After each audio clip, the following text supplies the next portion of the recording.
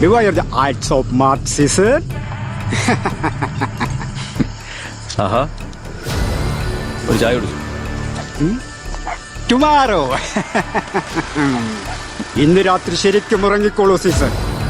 ഉടൻ തന്നെ നിങ്ങൾക്ക് നിങ്ങളുടെ ഉറക്കം നഷ്ടപ്പെടും. Your sleepless nights are coming.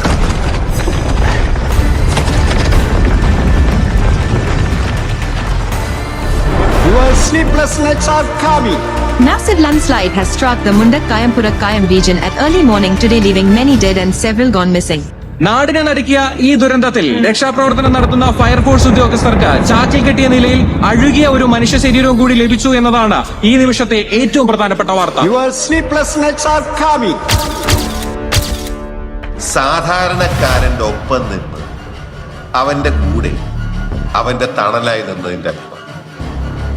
എല്ലാരും പറയും ഈ ജോർജ് സാർ ഒരു മാന്യനാണ്. എന്താണ് ഈ മാന്യത? ആരാണ് ഈ മാന്യൻ?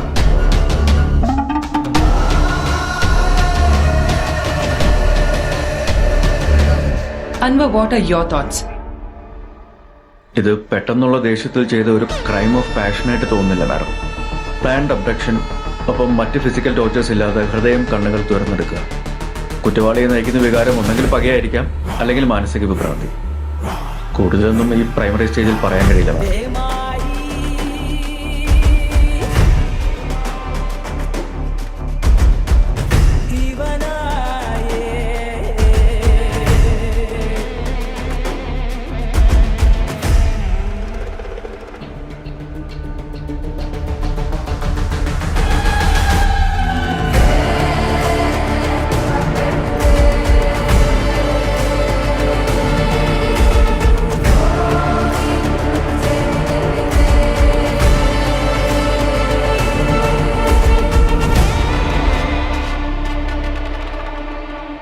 കൊല്ലപ്പെട്ട നമ്മുടെ ഡിവൈഎസ്പിയുടെ പാസ്റ്റ് അന്വേഷിക്കണം.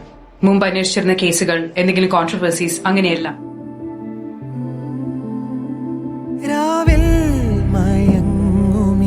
ഉണ്ണിക്കുഞ്ഞിന്റെ കൂടെ ഏതാ കൊച്ചു?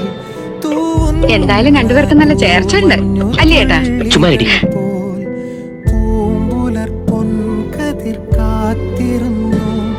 ഇതൾ വാടിയ ചെമ്പക പൂമണമായി നിറയുമൊരോർമതൻ നോവുമായി നീ.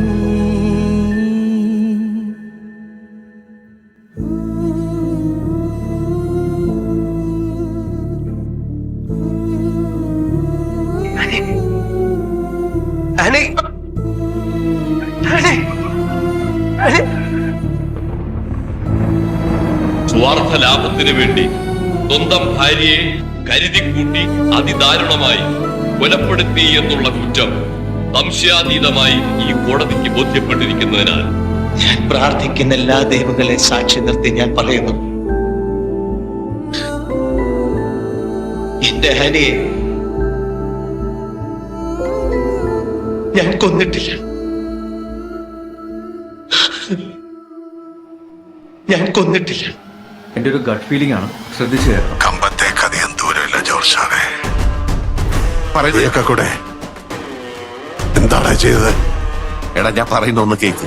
ഇനി ഞാൻ പറയും, നീയൊക്കെ കേൾക്കും. നമ്മുടെ കേസിൽ മിക്കവാറും പോലീസുകാരാണ് ടാർഗറ്റ് ആവാൻ സാധ്യത കൂടുതൽ. നിനക്കുണ്ടല്ലോ തൊട്ടാ നോവുന്ന ജീവൻ.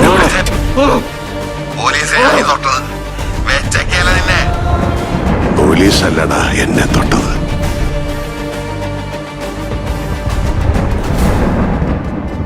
അല്ലേട്ടൊരു കാര്യം ചെയ്യും, ഡിപ്പാർട്ട്മെന്റിനകത്തൊരു റെഡ് അലേർട്ട് പ്രഖ്യാപിക്കും. എന്റെ പൊന്നൻവറേ, ഒന്ന് ഫോൺ വെച്ചോട്ട് പോടോ മനോരോ, ഒന്ന് കിടന്നുറങ്ങിക്കോട്ടെ പ്ലീസ്. അല്ലേട്ടാ, അവന്റെ കാര്യം നോക്കിയും കണ്ടും ചെയ്യണമെന്ന് പറഞ്ഞല്ലടാ നമ്മളെ പുണ്യാളന്റെ പാമ്പ് ഒഴുങ്ങൂലടാ.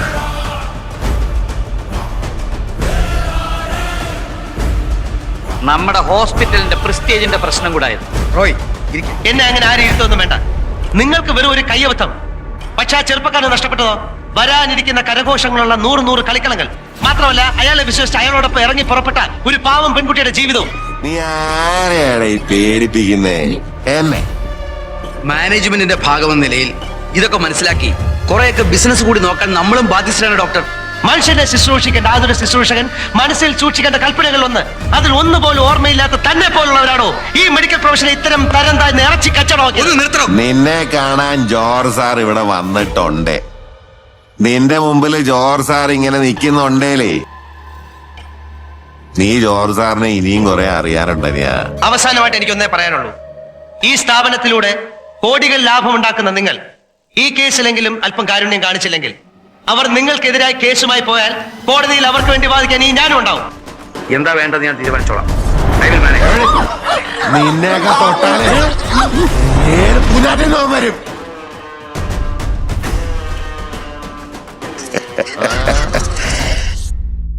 ഇതിനിടയിൽ പുറത്ത് അറിയുന്നതും അറിയാത്തതുമായ പല ചെറ്റത്തരങ്ങളും ഞാൻ ചെയ്തിട്ടുണ്ട്.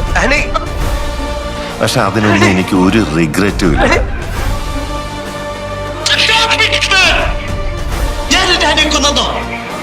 എനിക്ക് ചിന്തിക്കാൻ പോലും കഴിയാത്ത കാര്യം എന്റെ തല കെട്ടി വെക്കുന്നു. ഞാൻ എത്രയോ പ്രാവശ്യം പറഞ്ഞു കഴിഞ്ഞു. നീ അച്ചോണ്ടിരുന്നോള ഓർക്കാൻ പോലും ഈ കഥയിൽ നീ ബാക്കി ഉണ്ടാവില്ല. കാട്ടിലെ രാജാവല്ലടാ കൊന്നത്, ഞങ്ങൾ കൊന്നത്. രാജാവ് നിന്നെ കൊണ്ട് തന്നെ തീറ്റിച്ചു. ഇനിയിപ്പോ ആ ആനക്കുട്ടിക്ക് വേണ്ടി ഏതൊറ്റക്കൊമ്പം വന്നാലും കൊല്ലും. മുരുകാ,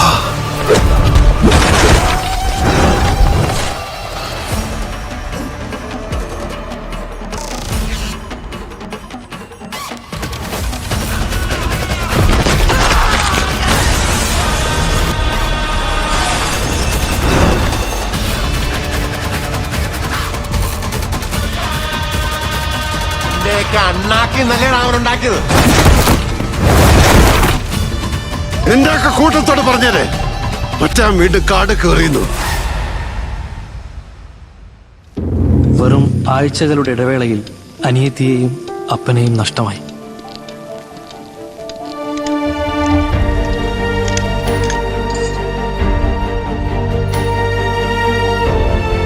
പതിയെ വിഷാദരോഗത്തിലേക്ക് വീണു.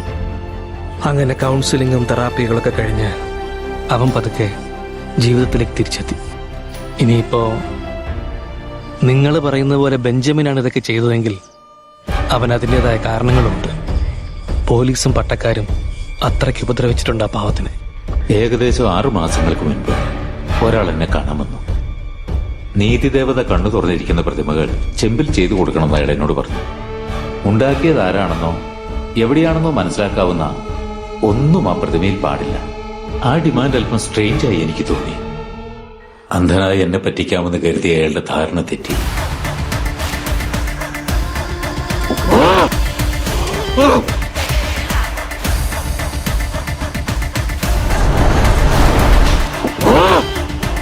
Doctor Benjamin Luis.